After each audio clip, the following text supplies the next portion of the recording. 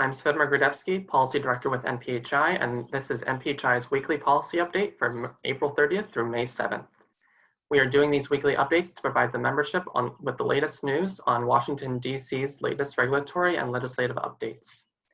Before we begin, I want to begin with a reminder to the membership on our Impact of COVID-19 survey that we distribute on a regular basis.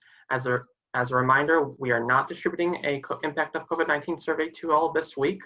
However, please be on the lookout for another round shortly as we use this critical data from you all to update our own internal priorities and to advocate on your behalf with the administration and the Hill.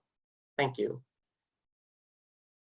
For the first regulatory and policy update, as you are all likely already aware, on April 30th, CMS released a second round of regulatory flexibilities related to COVID-19 and its interim final rule with comment period. The key items for our hospice and palliative care providers are: 1, providers can now bill the Medicare Advanced Care Planning codes through audio-only means. And 2, as a broader picture update, CMS will be updating its telehealth codes through a sub-regulatory process.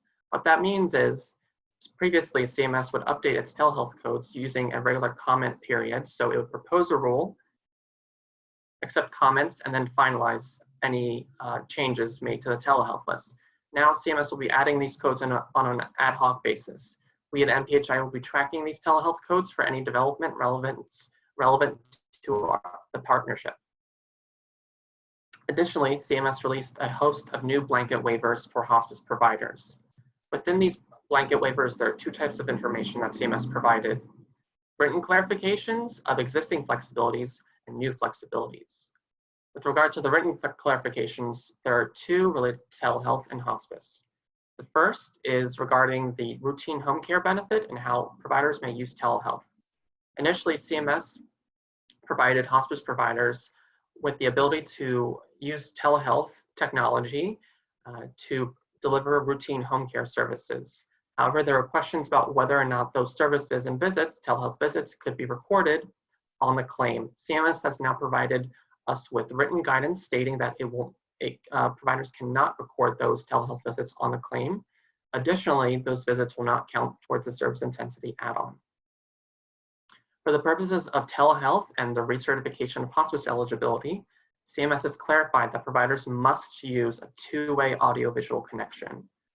When the CARES Act was first passed and CMS implemented this new flexibility, there were questions about what kind of connection that providers must have with beneficiaries. This provides clarity on the kinds of technology that providers must use. Now for the new flexibilities. There are 4 new flexibilities that CMS has provided on a blanket basis. The first is to postpone until the end of the first full quarter after the declaration of the public health emergency has ended, the requirement to annually assess the skills and competence of all staff furnishing care in a hospice program. Second, CMS has also postponed to no later than 60 days after the end of the public health emergency declaration, the requirement for a registered nurse to make an annual on-site supervisory visit for each hospice aide. Now moving on to the third and fourth new flexibilities, CMS has modified the QAPI, or the Quality Assurance and Performance Improvement Program requirements, to only focus on 2 items: infection control and adverse events. Finally, CMS has changed the facility and equipment maintenance regulations related to the inpatient hospice units to allow hospices to reschedule their inspection, testing, and maintenance activities. This is to allow hospices to focus more on providing patient care, and additionally to minimize any outside contact with individuals other than hospice providers and staff. And our final update is related to the Provider Relief Fund. As of yesterday, Thursday, May 7th, HHS has extended the deadline for providers to accept the terms and conditions and to attest that you have received payments through the Provider Relief Fund. The extension has been increased from 30, providers will now have 45 days, increased from 30 days from the date that they receive the payment to attest and accept the terms and conditions or return the funds. As an example, if you received payment on April 10th, your original due date for accepting and attesting was May 9th. Now, the new date is May 24th. But please note that if you do not return the payment within 45 days, this is CMS will consider this a default attestation accepting of the terms and conditions. So please be careful to make sure that you either return the funds if you are not comfortable accepting them before your 45 days period expires, or actively attest to doing so and update the correct information.